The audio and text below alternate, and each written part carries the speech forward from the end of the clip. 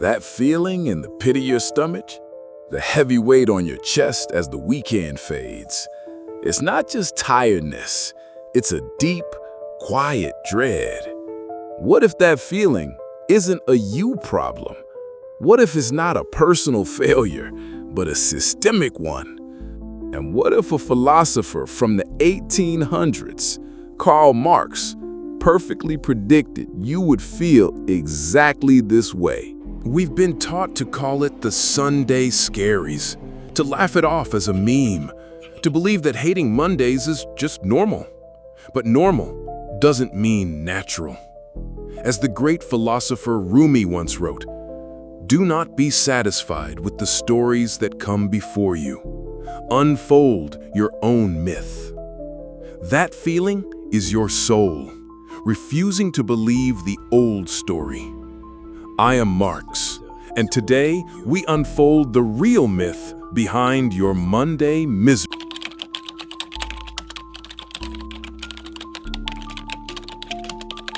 Let's rewind. Think about the stories you were told. Work hard and you'll succeed. Find a job you're passionate about and you'll never work a day in your life. Hustle now, relax later. It sounds good, right? It's the modern dream. But for most of us, it doesn't feel like a dream. It feels like a trap. Because here's the brutal truth Marx exposed. Your job, for the vast majority of you watching, is not designed for your fulfillment. It's not designed for your freedom. It's designed for one thing and one thing only, to generate profit for someone else. Your time, your energy, your creativity. It's a resource to be extracted. You are a means to an end. In your subconscious mind, the part of you that feels that Sunday night dread knows it. It knows that on Monday morning, you will once again have to sell a piece of your life for a paycheck that barely covers the life you're too tired to live. You don't hate Mondays. You hate the feeling of being used. Marx had a word for this feeling, a perfect, devastating word that you probably heard but never truly felt.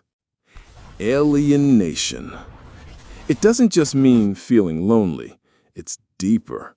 It's a four-part psychological fracture between you and your work. First, you are alienated from what you produce. You pour your hours, your brain power, your soul into a project, a report, a line of code. And what happens? It disappears into a company's server. It becomes someone else's property. It makes a shareholder you've never met richer while you get a fixed salary. You have no real connection to the final product of your labor. It's not yours. Second, you are alienated from the act of producing. You don't work for the joy of creating. You work because you have to. You clock in, you zone out, you attend meetings that should have been emails. The work itself becomes a chore, a negation of your true self, not an expression of it.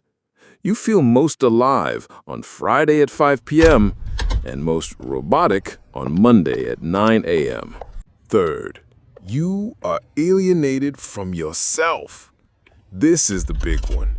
Your work doesn't fulfill your human potential. It denies it. You have to shut down your creativity, your curiosity, your spontaneity to fit into a corporate box. You wear a mask.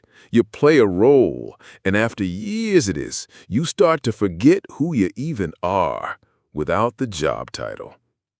That Sunday night anxiety? That's your real self, screaming at the thought of being locked away for another 5 days. And fourth, you are alienated from other people. Your coworkers aren't your comrades, they're your competition.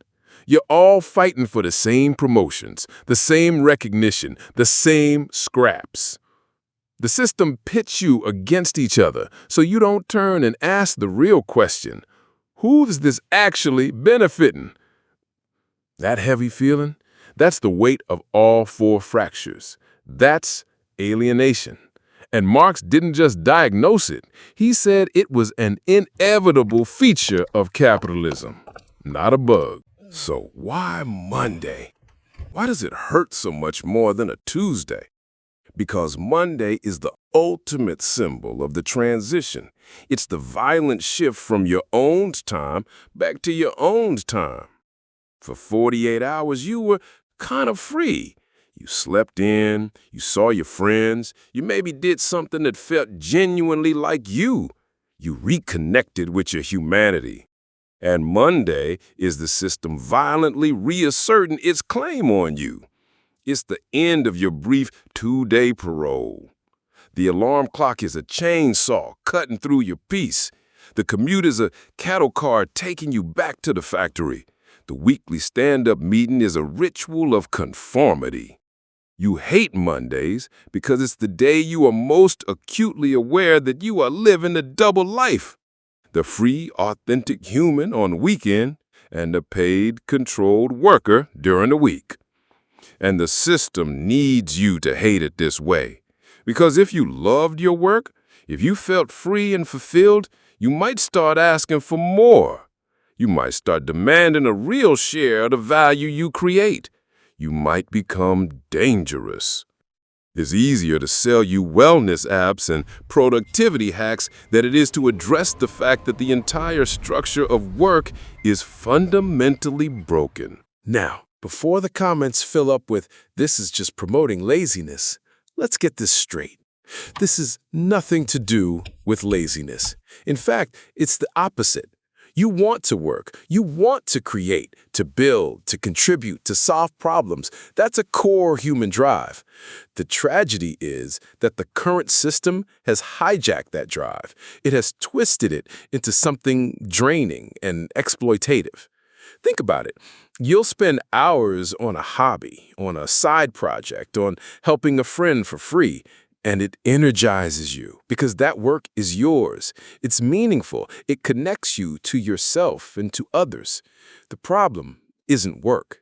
The problem is who owns your work and who benefits from it. You don't hate work.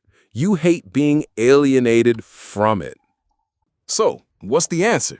Quit your job and go live in the woods? For most of us, that's not realistic. Marx's solution was a radical overhaul of the entire economic system, and that's a conversation for another video. But on a personal, psychological level, the first step is always awareness. The first step is to realize that your Sunday scaries, your hatred of Mondays, is not a personal failure. It is a rational, human response to an irrational system. It is your soul's protest against its own commodification. So the next time you feel that dread creeping in on a Sunday evening, don't just dismiss it as a mean. Don't numb it with another Netflix binge. Listen to it. That feeling is data. It is your inner compass telling you that something is deeply wrong with the arrangement of your life. Ask yourself, what part of my work feels truly mine? When do I feel most like a tool, and when do I feel most like a human? How can I carve out more spaces in my life where I work for me? Maybe it's a side hustle that you actually own. Maybe it's unionizing with your coworkers. Maybe it's just setting a brutal boundary to stop work from leaching into your nights and weekends. Start small, but start. Reclaim a tiny piece of your time, your energy, your creativity. Make it yours and protect it fiercely. Marx knew that under capitalism, the worker would always feel this deep sense of dislocation, this alienation. He knew the conflict was built in, inevitable. Your hatred of Mondays is proof that he was right. But that feeling is also your power. It's the proof that you are still human, that you haven't been fully conquered, that you still know on some deep level that your life is meant for more than just generating profit for someone else's bottom line. So Let's reframe Monday. Let's stop seeing it as the end of freedom and start seeing it for what it really is. The loudest, clearest weekly alarm bell. A bell that's not just telling you to wake up, but telling you to break free. So the next time that dread creeps in, don't ignore it. Don't numb it. Listen to it. It is not your enemy. It is your compass. It is the most rational part of you screaming out against an irrational system. And as Carl Jung reminds us, I am not what happened to me. I am what I choose to become. Your discontent is the first step toward a life that truly belongs to you. If this gave you a new perspective, share it with someone who needs to hear it. Subscribe for more tools to break free. I am Marx. Remember, the goal isn't to hate Mondays less, it's to build a life you don't want to escape from.